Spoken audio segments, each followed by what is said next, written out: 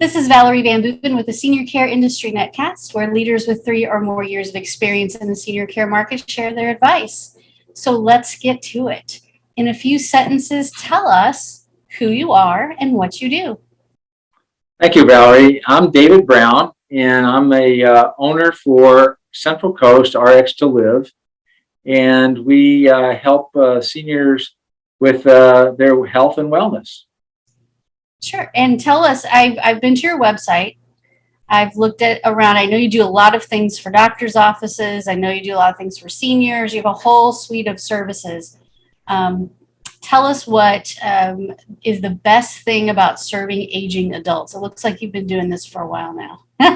Well, it is. The best thing is the ability to make an impact on someone's life and make it better, either for some comfort or even if it's the help of a loved one. And it gives that peace of mind to the adult children for caring for a senior parent or a great aunt. It doesn't have to be a direct offspring, but it's a loved one that they know that they're in well cared for. They can monitor their own health and share that information with their support team. So tell us a little bit about RX to Live. We're talking about remote patient monitoring, right? Or virtual care, right? Yes. Tell us a little bit about what you guys do. Okay. RX to Live is if you will, a distributor of information and products for the health and wellness industry. We provide for physicians, we provide for senior centers and SNFs, if you will, skilled nursing facilities. We also provide for corporations in a number of ways. And it's to make our goal is to touch over 1 million lives and improve them with health and wellness. And in the remote patient monitoring space, we provide that through a wearable device. And that's similar to an Apple Watch. You can even use your Apple Watch. It doesn't have to be our device. It just has to be the monitoring. This particular device that we have monitors various components of your health. And not all watches will do that, but any watch could have it. So. True. So you wear the watch and it knows that you have a pulse. It knows that it can monitor your blood pressure. If they put in their blood sugars, and the family can see all that on their corresponding app on their phones, right? Correct. You can get it downloaded right onto your phone. And it also allows your provider or your primary care physician or any physician to monitor it as well, and they can set benchmarks for different alerts.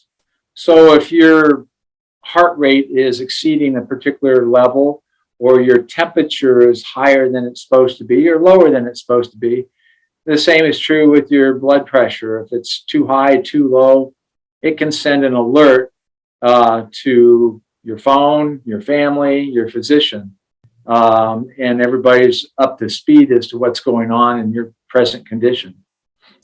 That's awesome. The more we can do, I think the last 2 years have proven to us that there are very creative ways to help each other and to help our aging family members. And one of them is having wearable devices or remote monitoring, whether it's getting on the phone. I mean, even if you just, think about it from the perspective of FaceTiming with somebody or getting on an Amazon, thing or whatever it is. I mean, there's great ways. And when there are devices that are specific to health, that really helps your doctor understand more about what goes on with you on a day-to-day basis.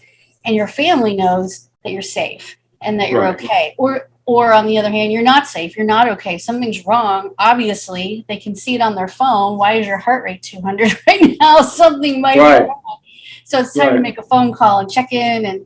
And So that's awesome. So I'm glad that you guys have that availability. We'll make sure that your website address and the link straight to that remote patient monitoring is with your interview.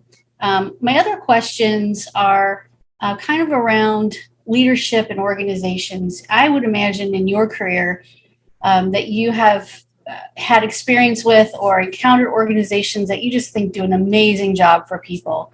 Who is it that you would like to share with us or talk about that you think have made a good impact on you?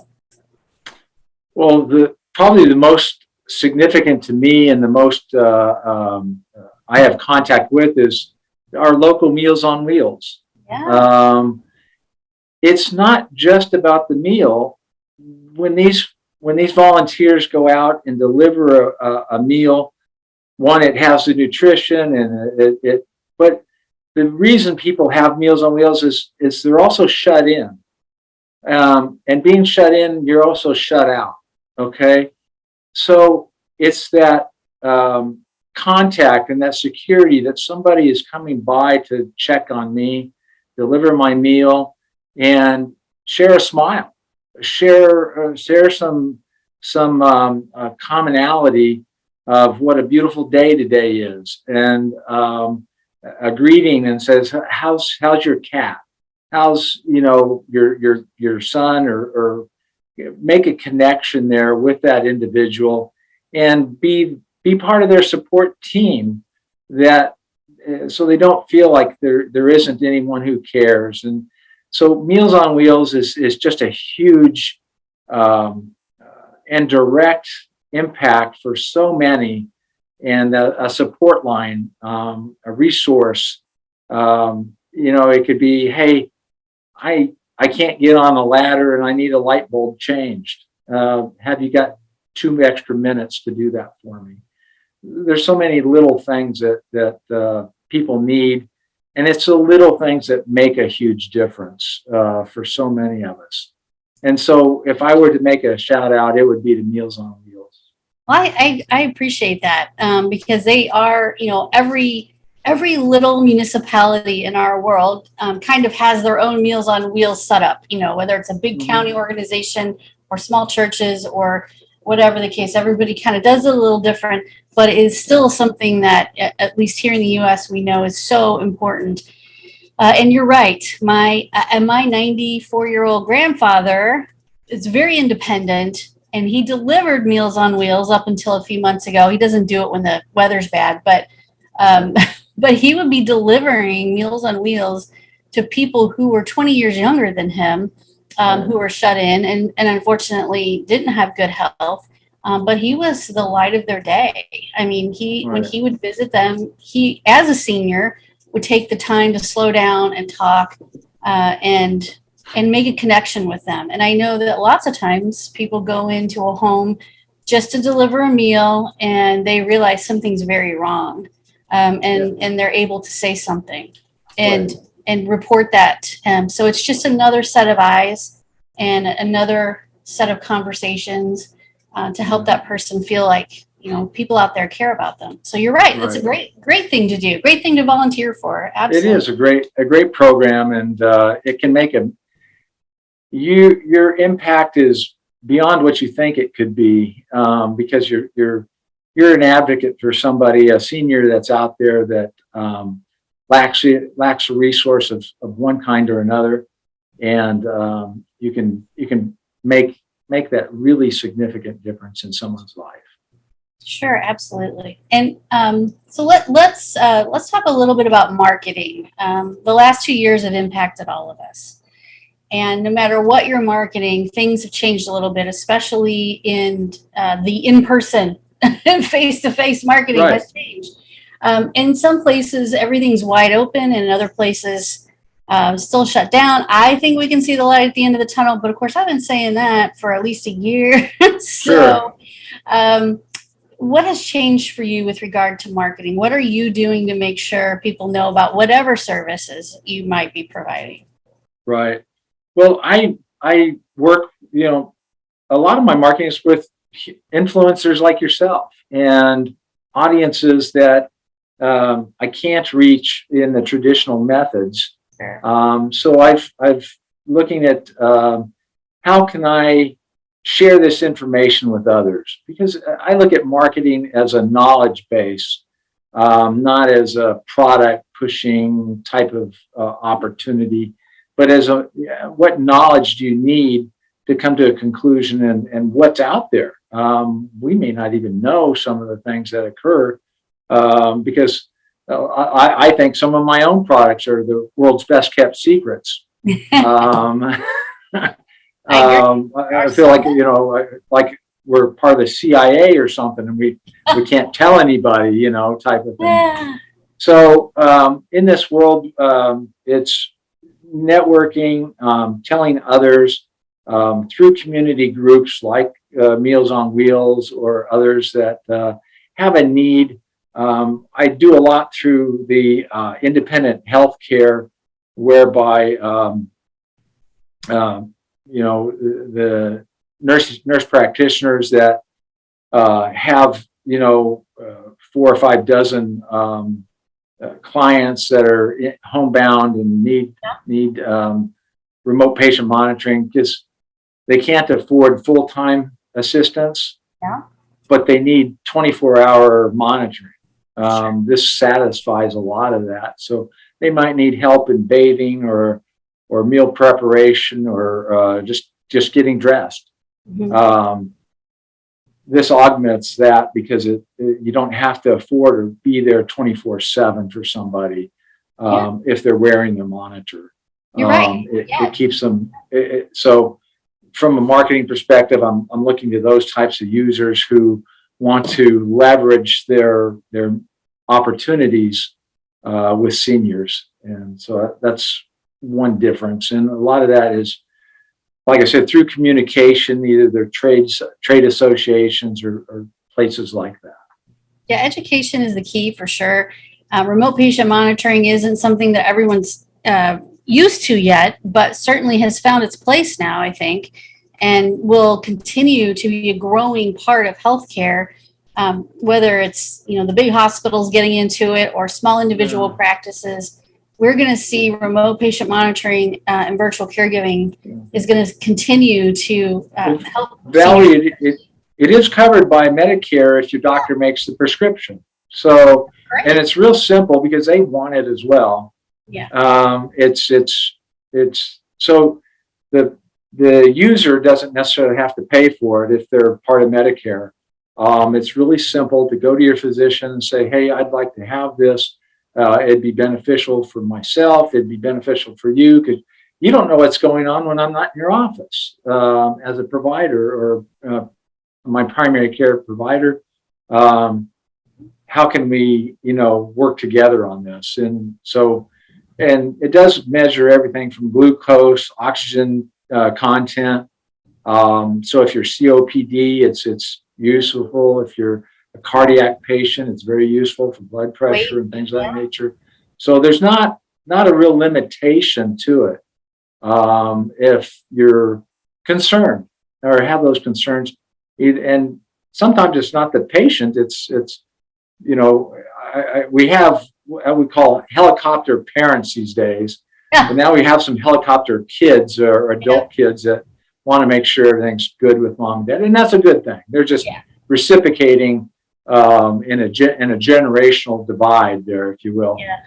And my own kids, they have their children, and I call them, instead of helicopter parents, I call them drone parents. They're right there, so taking the photos and everything else. So it's this allows you to do that in a non-invasive way and be in touch in a good way. It will also tell you, as talking to your father, 97-year-old father. Hey, Dad, I see you slowed down today. You only took 1,000 steps instead of your normal 2,000. Are you feeling okay? Is everything? You could actually monitor that and be a part of that continued health. Yeah, it definitely has its place, and it's taken off. And I think the part you mentioned about being able to afford care is a huge issue. And so if someone could use somebody in the house every day, but really can't afford that. Having remote patient monitoring or virtual caregiving, having that watch, having that ability to monitor them when they can't have, there's a caregiver maybe in there 3 days a week, but 2 days a week, we're kind of just relying, or maybe at night there's a caregiver, but during the day we're kind of relying on making sure they're up and around. Those are the kinds of things that it's also helping with, is the affordability of care when they do have to pay for some other things, private pay. So well, it shifts that cost onto the programs you're already a part of, whether it be Medicare or otherwise. And it's relatively inexpensive for it. They'll give the device away, so that there's no cost for the actual watch. Nice. It's a monthly subscription kind of a thing that you would adhere to, and it would be different levels on how many people are accessing that. And it also provides for GPS or geofencing. So for dementia potential patients, it'll be easier to track. If they wander, if they're a wanderer and they live in an area where they can walk around outside, that would be good to know. Be good to know everybody's. It has those features, and it makes it, like I said, it's for feeling that peace of mind for your loved one, that they're well, and it may even prevent you from calling them on a daily basis. You can say they're doing all right, and say, I don't want to bother you again today, or be that big brother type of personality. But you reach out when you want to, as again, a loved one, and someone who cares about another. Absolutely. Well, and one of my last questions is about celebrations. Now, I ask everybody this. This is supposed to be my fun question. I'm sure you have a team, it may be a small team, a large team, a family, whatever it is. When you all have a big win, or celebrate a birthday, or celebrate a wedding, how do you like to celebrate? What is your best way of celebrating good things in life that happen? Well, earlier today, every Thursday, I call it Thank You Thursdays. Nice. I send out thank you notes to people that have expected a thank you note from me for today's conversation. Okay. I send out thank you notes because I want people to know that they are appreciated. And I know, and it's actually almost automated for me, because I have a system that helps me in that, but they're all handwritten, they're all hand stamped and hand addressed. But I celebrate those achievements with a congratulations or a note, a personal note to individuals that have impacted me or my life, or I know that they've done something else for somebody. I'll give you an example. This past weekend, I needed to borrow a pickup to drive from here to Sacramento, which was it's a 6-hour drive one way. I don't own a pickup, but a friend of mine does, and he was happy to swap cars with me. And not that I drive a Ferrari or anything, and it wasn't unique in any way. It's just a beater up Ford Edge. And but he today I sent him a thank you note for, because I appreciate him doing that. So I celebrate with thank you notes. I think that's great. There is an art to a handwritten thank you note, and there's a huge appreciation for all generations when they receive a little something that is an appreciation. I know that it's less often in our lives that we receive a handwritten thank you note. So that's a good thing. Thank you for sharing that. To send an email is just too impersonal. Mm-hmm. I don't know if they'll open it. That's true. And I celebrate with thank you notes, and I'm pretty religious about making sure they go out. That's great, because I think it's also a great way to network. If it's a professional to professional thank you, that's a great way to network with people and show your gratitude. So thank you for that piece of advice. That's a great way to celebrate. It works, and it allows it to be personal because it is a personal note. Yeah. So. Absolutely. Well, I want to thank you for sharing with us about remote patient monitoring, what you do. We'll make sure all of your contact information is with your video, and I want you to, keep us up to date on what's going on, and let's hook up with us again, and let's do another interview in a few months and see what's happening. I'd love to. Valerie, thank you so much, and thank you for all you do, and in support of our seniors, and keeping them well and safe. And I know it's appreciated by so many. Thank you.